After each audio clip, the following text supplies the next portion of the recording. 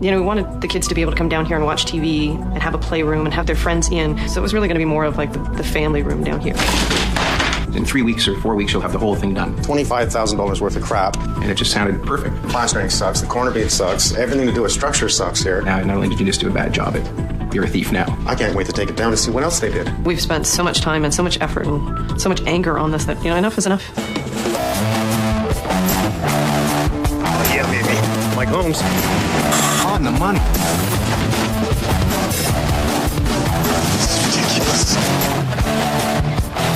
I've decided now to take it all down. I can't say nothing. Me too.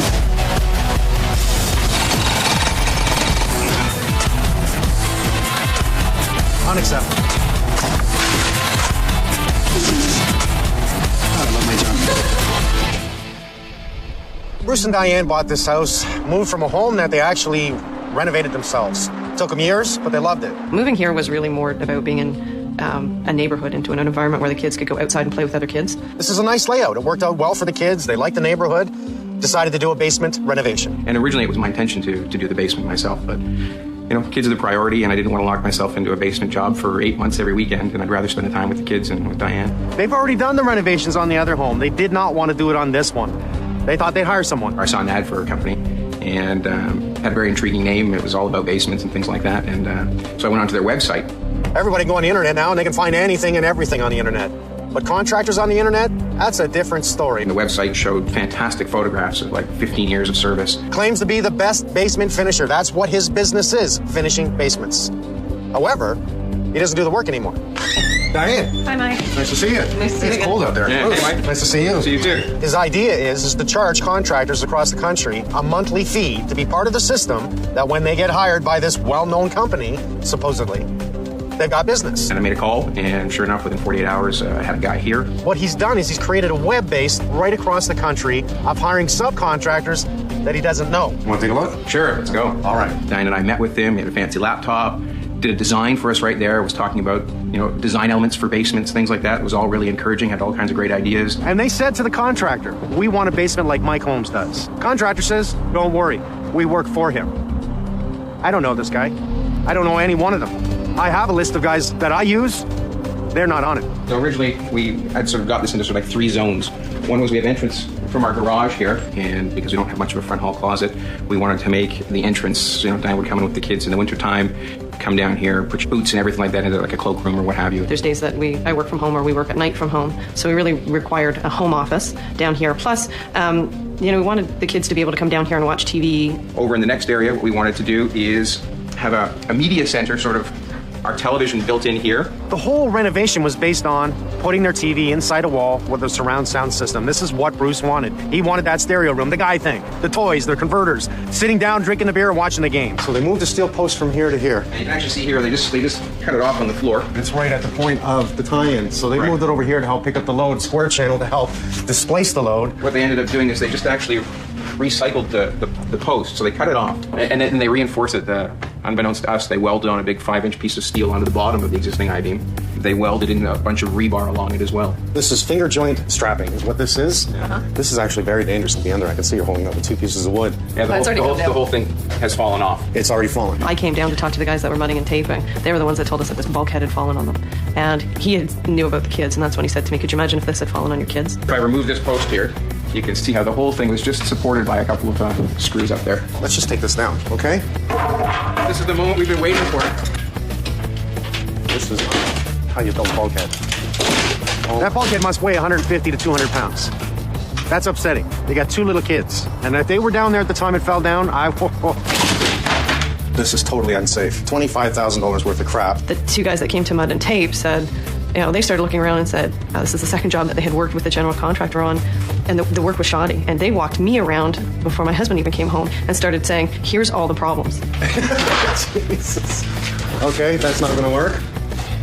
And it's pretty scary when, somebody that you hired is telling you what's already wrong with your basement. That's unbelievable. Okay. They're pretty amateurish. It was apparent that even the way they did some of the work. There's no way that that's going to pass, okay? So it sits there, and I guess it gets tied in to the bulkhead that was falling down. We got a metal studded wall in front of a 2x6 structure. Why'd they do this? I'm no expert, but I've done a bunch to know that it's not right. All right. I'm getting it. Let me just take it apart. redesign this, and we'll put it back together again. From what I see, everything in there is crap. Starting off with the framing, the finishing. Keep smiling. Yeah, thanks so much, We'll Mike. see you real soon. Thanks again. Okay. Man, won't be hard to take this down, that's for sure. Let's take it down. The first thing that goes through my mind is, do I go up and see the kids and Diane, or do I go down into the pit of despair? And Well, obviously, we can see right out that we have a lot of problems, and I don't think we're going to waste any time. We'll just pull down all the drywall. I already pulled down the bulkhead because it was totally dangerous when the homeowners were here, so that's the bulkhead there. Pot lights just hanging by wire. Structure, you can see that he cut on the floor here. There was a steel post here. They removed it, put it back there. Moved the plumbing back, just the way they did everything, all to get this TV in. All 1x2 finger joints screwed in with drywall screws. It was only hung by 2 locations. This one here, one on the end, and obviously this here, right? Let's just grab some tools, start taking down the drywall, remove all the metal studs, and again, we'll pull all this down, open it up, and redesign the room. Oh, isn't that cute? That's cute. Aww. The kids left me a note. You gotta love it. We'll keep that up for a while. It's definitely not how we build bulkheads. So they put up the square channel and weld a 1/2-inch steel bar right across the top. Like, that is really gonna do anything. It's on both sides. It's called the cover-up board, okay? This is the cover-up board. It covers up everything that's wrong. That's a milk bag. That's how they close off the return air there. When you can pull things down with your hands with not much effort, it's not good. You know, these guys are responsible for all the waste that goes to the junkyard, spending money twice, which just does not work for me, but all the stuff that was purchased, now we're throwing it to the junkyard, brand new. That is sad. Okay, no insulation around the pot lights, which by code, we don't want insulation around the pot lights. But this is a fire-rated bad insulation, so it can actually go around here. What's the idea of soundproofing if you don't soundproof? At least they didn't notch the structure to run the plumbing. But you can see they forced it up on that side with the 2x2s, but just notched around here. Who says you don't put a screw through there? Oh, so this passed inspection, did it? I don't think so. 12 inches from the box must be clipped. It's too tight, too, eh? I don't want to see it that tight. You want to see a little bit of a flex line here. That way, if you ever have any problems, you can pull it back through. 12 inches up with a clip and a little bit of extra. A little bad reception in this house. Yeah, just screw through it. You know what's cute about that is that's the new cable line that runs to the TV. Like it's going to work. The TV? Oh, the TV doesn't work. How were they were going to move the steel beam? Those are the engineering drawings. Since we know this wall's not holding anything, we can take it down. Okay. You should write books on how not to do a basement. All their studded work has been screwed to the ductwork. Right across, everything that wraps around has been screwed up to here. Now, it is the cold air return. We know it's the cold air return. You're allowed to do certain things to the cold air return. Oh, come on. It's not the way it's done. You don't screw to the ductwork. It looks like somebody's removed some sort of structure here. There's nothing picking up the bottom of the stairs other than a 2x3. What we wanted was the double, which in this case is a triple. That should have been here, underneath the stairs. That was always so easy. Sloppy. Very, very sloppy. One guy could take this down in half a day. What's wrong with that? How much? Under 10. Under 10. No. Over 25,000. What? That's what they charge. For what? For what? That's what I said. Imagine, you can actually go on the internet and hire a contractor, really, without speaking to them. I find that very strange. What the hell's wrong with this picture? This is a pattern that the contractors come in, take the biggest amount of dollars they can get, do the little bit of work to the point where it's no good, the homeowners are freaked out, the smart ones fire them. Now that we have everything out, it's just part that I love about my job is that I get to investigate and see who's done what and how long it's been this way. Let's start with the small stuff. Do you understand the importance of vapor barrier? For every hole in an outside plastic wall, we'll give the equivalent to 1 cup of water per season in moisture for every hole in the plastic. The electrician came in, cut it right across the bottom all the way around so he could run the electrical, but nobody put up any tape on. This 2x6 wall is part of structure. What is it holding at the window? Nothing, right? We see nothing. 1, 2, 3, there's nothing at point. Nothing picking up point loads, okay? They even cut it out here and for some reason tended to move it over. See behind that void? Yeah. Okay, such as the corner. Now we did pull out insulation. It was not enough in the corner. It's freezing cold. Freezing cold. Yeah. And a draft. And a draft. Yeah. When they put up this wall, they screwed everything to the ductwork. There's holes glowing in all the ductwork. We had to fix all that. They screwed to the elbow that comes out the main trunk. Everything you designed for this basement was because of the TV. You want it in the wall. Am I correct? Yeah. So here's funny. That cable line, that was a new cable line, well, we found 4 screws in that line from the drywalling into the ceiling. 4 screws went right through your cable line.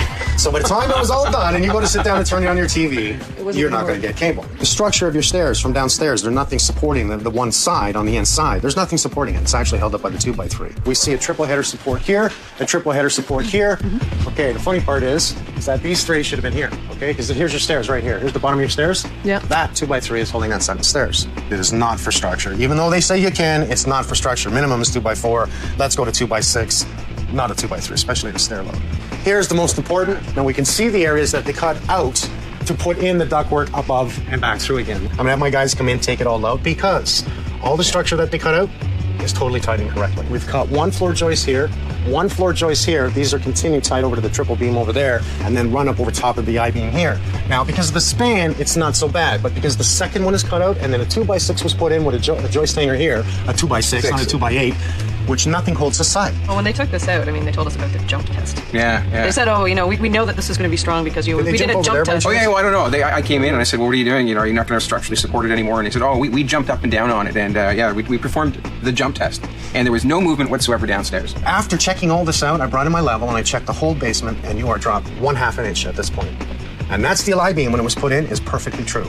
So what they did was weaken the load, and this bent this is dropped 1/2 inch. They told us, oh, listen, they over-engineered, residential homes, 5 to 10 times. We probably don't. Is that right? Yeah. That's why I see half-inch steel channel bar welded to the side of the I-beam, like that's going to do something. And they did it to both sides of the beam. And who the hell in engineering is going to allow you to do that like that's going to do anything? So have no fear. We're going to fix everything. I'm going to redesign it, and you're no longer allowed to come down here until I finish. So keep smiling. Great, sure. Okay. Thank you so much. I'll be back Thanks. tomorrow, and we Okay. are going to continue. Excellent. Great. Don't come downstairs. Nope. Frost though. Yeah. That's frost. Look at my nails. That's snow. That is a perfect example of where mold is going to build behind the wall. For sure, mold will build behind this wall. A 2x4 structure is holding this house up with a knee wall that's approximately 32 inches. We're no longer allowed to structure with 2x4. It must be 2x6. So because they went 2x4 on top of it, the government said we want a 2x6 construction. I'm glad the government did it. Unfortunately, I'm disappointed the builder that came back in here screwed up a top plate, built the wall on the floor because they're lazy and don't want to do standard cuts by measuring. They just want to make it all one size, and you can see by looking up right across how it goes up and down like a toilet seat and not structure the floor. This beam cut with a 2x6 running across, not on structure, just tied into the blocking here. 1 joist hanger. At least it's got a joist hanger. So we have this area that's structurally held up with these 2 beams right on this 2x6, and nothing in this area. So that whole void continues down with no support. And they did a bounce test. That's funny. Oh yeah, they almost cut through that. Yeah. Look at you dumb buggers. 2 of them jump on the floor. We performed the jump test. We have to double all these up. What a pain in the butt. They took a single joist hanger and made it into a double. Which would work. These are engineered to hold one at a time. That's why they make doubles and singles. Take up these screws, please.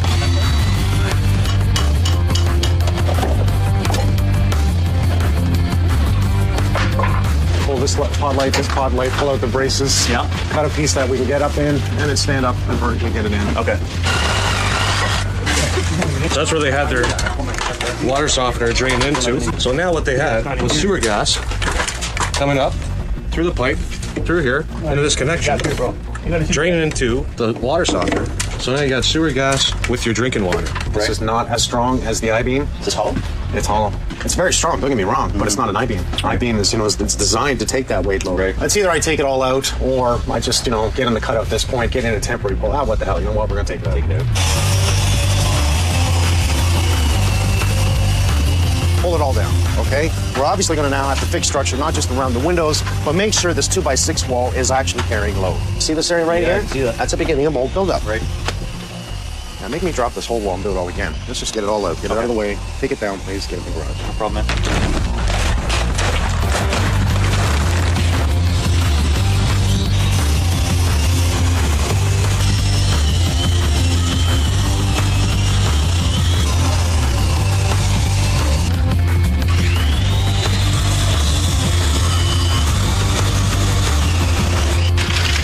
minute. Yes, sir. Instructions for their nailer. Oh, good. That'll come in handy when we use screws. Well, we'll keep the beam and use it for something else, but definitely not what it was doing here.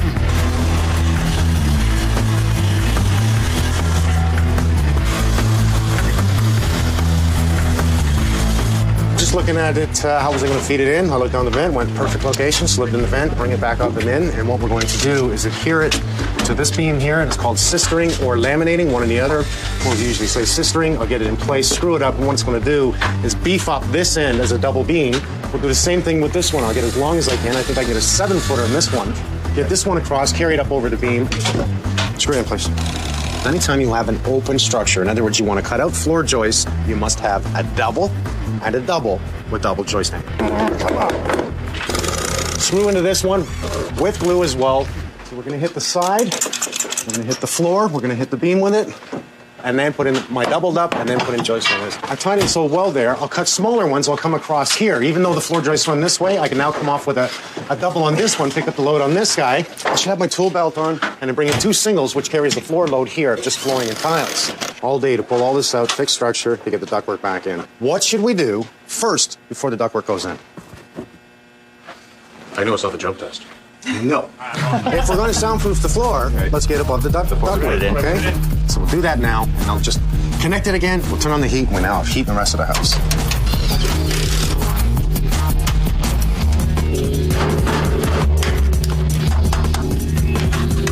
Gary, I noticed you're using expansion fitting on the duct on the main trunk. Oh, we put it in one that's easier to, once we put all these fittings in to tie the duct up. Because you're going from one side to the One other. side to the other, yeah. And it's also good for noise. It's a canvas connection. The noise won't, the vibration won't travel through the canvas. And you made that up today too, or you buy this? No, I made it up in the shop. In 2 hours, you made all this stuff. I love it. And you taped up everything else. You were here taping up everything. Yeah. Make it right. Hey, I like that. That's a good saying. I like that. All our eyes see is the eye candy. What's behind everything? That's my world. You know, you engage somebody to come in and probably touch the biggest asset in your life and fool around with it, and you really have no idea other than the person who's showing up, what they're all about.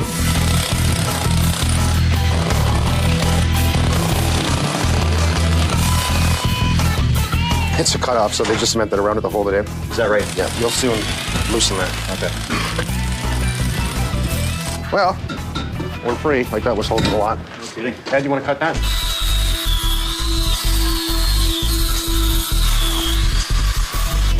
I can go up just slightly higher and then bring it back down on it. I have 83 and 7/16.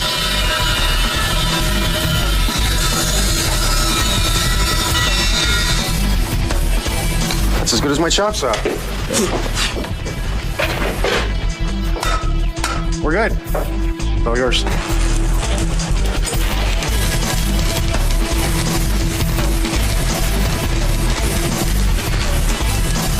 Now she's back to normal.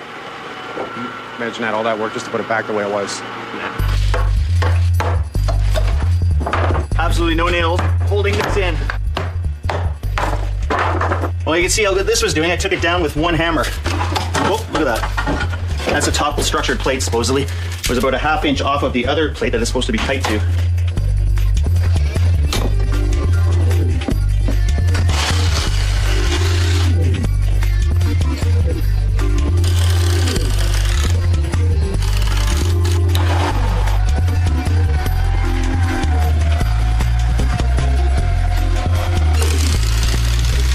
Normally, we would want to make sure we have a plastic in behind the wall. As long as I'm using the spray foam system, I'm not worried about doing it. If wood touches concrete, code states we have to have a minimum tar paper because we don't want the moisture to bleed through and rot the wood. So, always build your wall away from it because the walls are never perfect anyways, and I'm talking about the concrete foundation wall. Build it away from it, and now we can spray foam in and around it and give that R value in behind it. It's just smart, that's all.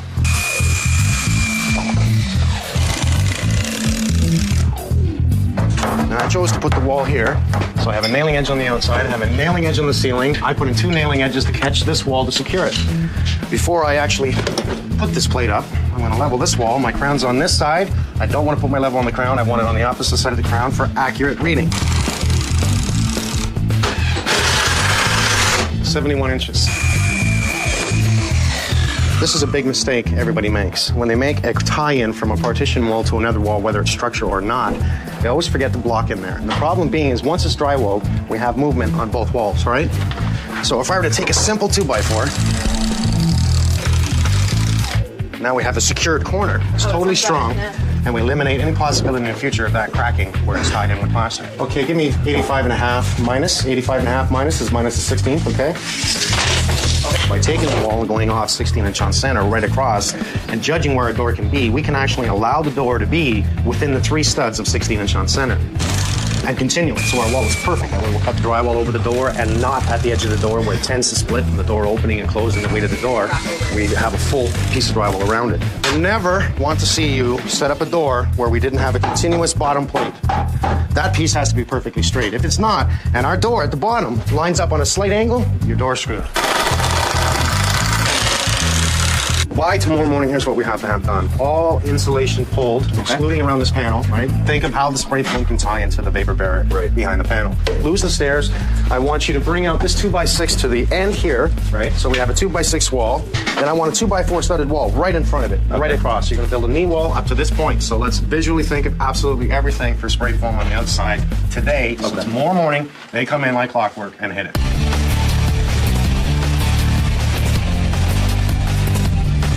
So we're going to make sure we hit all the voids in the back and fill that directly up. Obviously, we want that thermal break on the outside. How much do we need in a 2x4 studded wall here? Where this is exposed to the outside, directly outside, there's going to be an R20 in here. Okay. Okay, and we're going to put an R12 down here. We're really going to concentrate on make sure this is sealed very well, and also the plates are sealed totally encapsulated, so there's a continuous break all the way down to the bottom.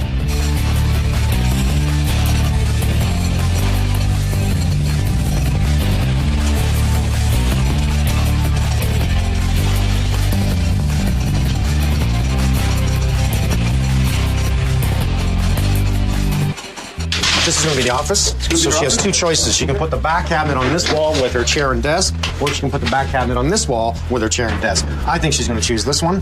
So if that's the case that the cabinet's there, we really don't want telephone and everything behind the cabinet, right? Can we put telephone here, receptacle, just in case? That way it gives her the choice. I'll tell you what, if they're on the internet through cable, we'll have to bring cable and a Cat 5 just in case. Well, even if they have it on the phone, and if they ever decide to go to cable, we should give them that option. Okay, go ahead, Frank. Now, this is just a storage room. They'll access it by here. We're going to move the furnace switch, right? Yeah. Okay. Right now, this is a dedicated line. So what we're going to do is we're going to leave this one here. Because I believe they had a fridge that was down here. Yep, so we'll use this for the fridge. Yeah, that's the one. I'm going to do a bulkhead on the corner here. So I'm going to bolt this in. I'm going to have an access panel to get to the meter as well as the shutoff for the drainage in the garage. Okay. So I'll build the bulkhead, and we can probably put the switches right in here. Sure. I am going to be building a wall here. Okay, I'm going to be building a wall up here, closing this in. I'm running in heat and air return for the kids in here to keep them warm. So I want a light here. I want a light there. Well, 6 spotlights here plus 1 here, base light. Well, six will be fine in that area, because that area here is going to be used as a living space. Cool. Done. The reason I'm coming out around here and coming across is I want the closet here for coming down the stairs, using this closet here to make sure they don't try to cross to use the other closet. But the main reason I'm coming out is so I don't have an angled bulkhead here. So I come directly out here, finish off, that way my bulkhead's nice and straightened up. I have nice, clean, square joints and not angles or, stick outs. I hate that. I hate that little bit of a jut out here. Someone walks by, hits their head, someone hollered me. You can see that the finish was going to be here. That created an angle here. So let's bring it out, give more wall space here. I have the room here. Why not use it?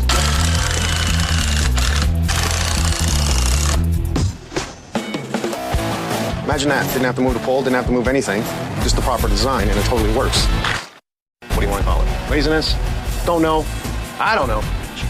Wrong way. That I do know. So we're just finishing up the flooring, actually. We put down 1-inch foam, tuck tape all the joints, 5/8 tongue and groove plywood, and the whole floor is this way. That way we have a thermal break from the concrete up. We have the blue spray foam all the way around the room. We have mold-free drywall and water-resistant drywall. I think we got a pretty good job here. Just want to make sure on the outside we, once again, spray foam the edges so we seal it. You do it before you put down the plywood so the plywood even helps bond to it. Why don't you come over here? Just a light bulb. Holy cow, you can walk in here. You're a freak. When I was a little boy, I used to hang around in the closets, believe it or not. A little guy like me, I'd find a little hole like this and I'd be up there and I'd hide. It's my little hideaway, right? So what I saw, we'll keep this, I'll fix up the doorway.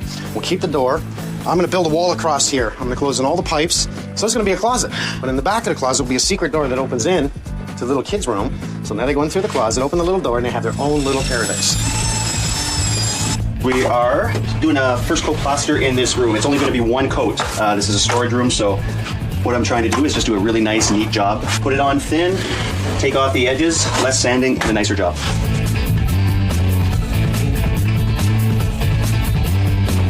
That wire. We have a closet here. You come down the stairs just like they wanted. This will be an area that, as far as I'm concerned, will be the entrance from the garage. Hang up your clothes. I don't think we're going to cover in the ductwork because it's inside the closet. We've started insulated, obviously, with the spray foam. We'll make sure we get some green bat insulation and stuff all the corners again. 1, to protect the spray foam, and 2, also to give us soundproof insulation. So we'll do the whole outside. We have a nice little storage room in the back here. Actually, it's quite big. This is going to give them everything they need for storage. We're not going to drywall the ceiling because this gives them the opportunity to run anything in the future that they may need for upstairs. And it is a utility room. Oh, it's really coming together. We'll have the door open in. We have the water softener here, not hidden in that little thing under the stairs, which was ridiculous. Try and fill it with salt. Come out to a very wide open area. If you notice, we lost the closet that was here because that didn't work for me. So we got rid of that closet.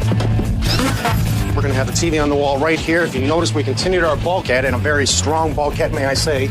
We continued that bulkhead right across here to cover in all the ductwork pipes, allow me to run wires, possibly in the future, if necessary, up through the bulkhead. I like it. Nice office area right here. We have 2 choice cabinet walls, so that full 101-inch cabinet can go either along this wall here or this wall here. You know what? They're going to love this. Okay, I'd pull it through. Honestly, it's always nice to run your cable and everything before you drywall, but in this case, we just found out that we need 2 lines run in case they convert it to a dish for the HD. All right, we're through. Adam's going to pull it back through, and then I'll tuck it up through, right across, and down the wall. Coil it up in the other room, so in the future, when they put the dish on the wall, they just run it outside and hook it up.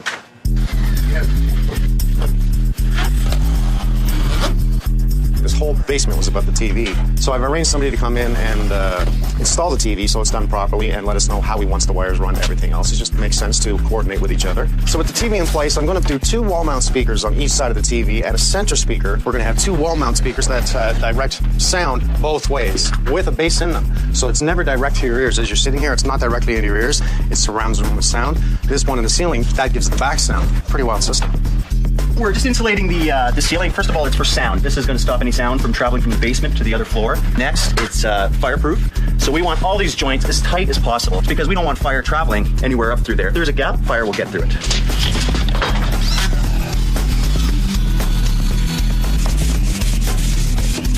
I'm going to spray the ceiling, and Pete is going to roll behind me to just give it a nice a roll texture.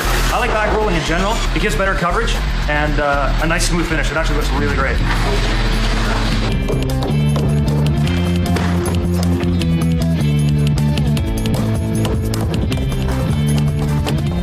How can we finish the edges here? Can we wrap around? Yeah. Just center your nose, eh?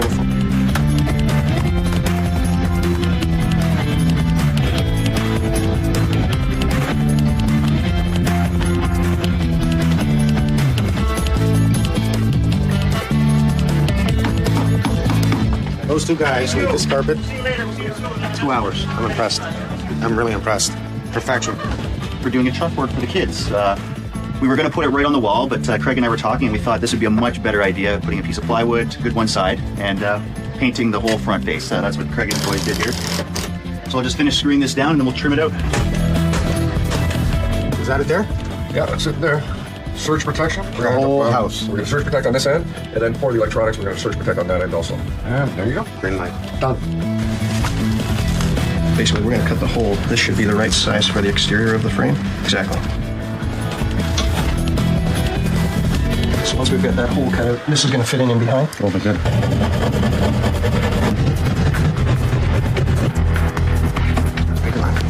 Check this on the back of the TV. So the top line of this is 1/2 inch below center on the TV. So if we mount this bracket 1/2 inch below your line and make it center and level, it should put the TV center of the TV. So as long as we get 4 lag bolts into solid wood, it's more than enough to handle the load. I really like the way these go in.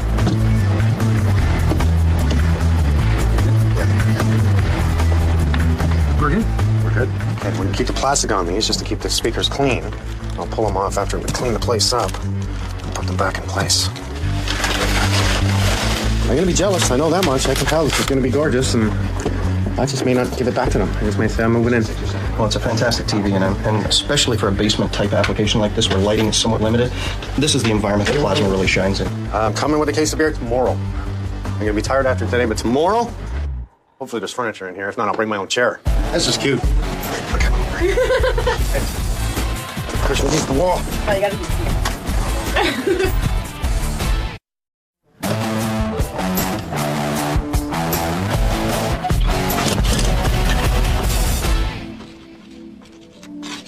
I suppose it is the new age, and eventually you will be able to work solely on the internet and dealing with contractors and permits. Look at them. The homeowners did hire someone off the internet, and what happened? It's all wrong, it's ridiculous, and we had to come in and fix it. Oh my God. This is not our house. Oh my God. Unbelievable. Now, I know you see what's at the end there, but we're going to have to try and ignore that for a minute. Oh, yeah, right. We'll do a little bit talking about what Sorry, are you talking to me? Well, you know what we did? We actually gutted it and took out that jack post that was in there, took out that beam that was in there, brought it forward, put it all back to normal. Well, it's kind of hard to justify to your wife and say, I gave this guy $15,000, and I look around and I go, what do we get for like 15 grand? It's $1,500 worth of material. I had to bring my HVAC guys in to reduct it. They actually made up all new ductwork. I trusted the guy, and and then when it all went to hell in a handbasket, you realize, I don't have any leverage anymore. He's got money, and I can't fire him now because then I've lost all that money, and that's what ultimately happened in the end. And I should have stopped it long before. I removed this closet. It was totally unnecessary. We took out the silly water softener where it was put, and we got it now in the utility. What you really have to do if you're investigating somebody and you're dealing with a general contractor is get the reference of that individual. Your electrical panel. In behind that, we have put on a surge protector to protect your whole house. Oh, fantastic. This is something I'm going to recommend to everyone because the logic behind it is if lightning ever hit or anything like that, it's going to protect your telephones. It's going to protect absolutely everything in here. I don't care about the company. The company's one thing, but I want to make sure that the guy who's in my house, who I'm giving my checks to, that's making his representations, is the guy. That's the reference I got to check.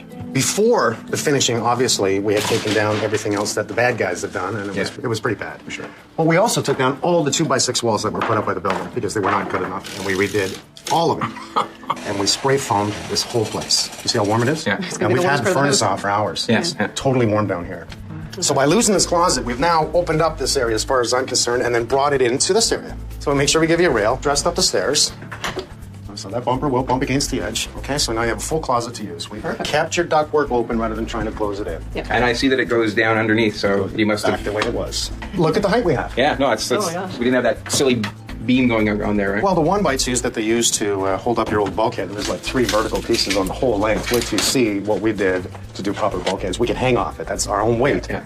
Here's where you can see how we did the floor. We see the foam, we see the plywood. Oh, yeah. We give you a separate outlet for your fridge in case you want to keep it there. There's also a separate outlet for the pump now as well.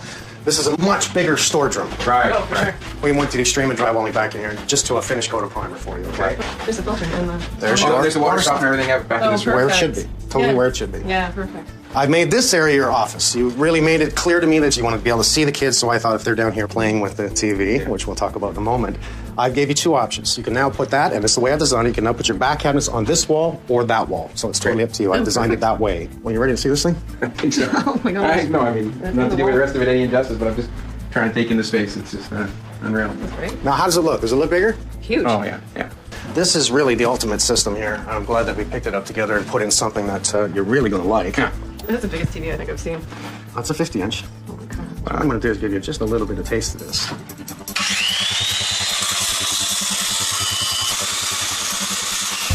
I can feel my circle of Great. friends growing as I stand here. What do you think? I love it. I'm envisioning my office right now. Wow, yeah. Oh, you know what? I have another extra special thing that I had to do for you. Peace of mind? We have a closet, right? Oh, isn't that great? I got you safe. Oh my gosh. Cool. And let me tell you something. I don't care who breaks in here. Try and get that out. Come on in. Now, wait a second. I wasn't open the door here, and I keep thinking kid. They get excited.